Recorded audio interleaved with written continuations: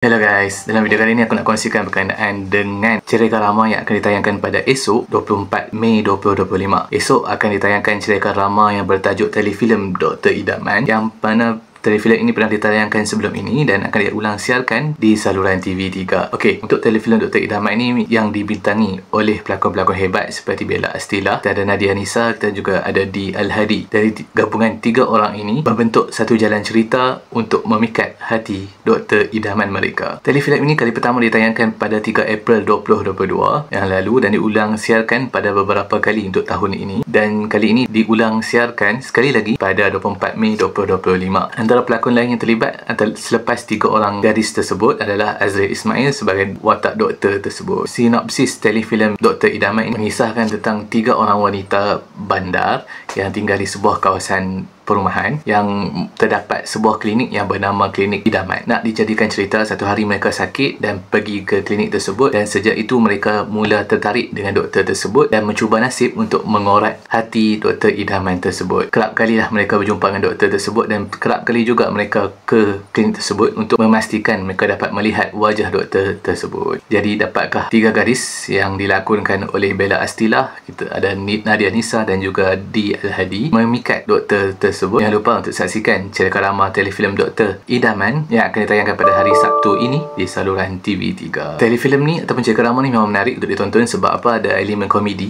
dalam jalan cerita dia, dan bagi aku jalan cerita untuk Dr. Idaman ni tak terlalu berat dan sesuai untuk ditonton seisi keluarga sepanjang hujung minggu ini. Dan memang surat cerita Rama selalu sejak 2-3 menjak ni memang tak ada cerita yang berat, hanya santai-santai untuk tontonan seisi keluarga. Jadi kalau korang belum tengok lagi Dr. Idaman ni, korang pastikan korang tengok di saluran TV3 ataupun di saluran tonton. Nak tengok live boleh tengok di saluran tonton secara percuma sahaja. Jadi jangan lupa untuk like, share dan subscribe channel ini untuk update terkini berkaitan dengan cerita Rama Melayu yang akan aku update dari semasa ke semasa. Jangan lupa like, share dan subscribe tau. Terima kasih.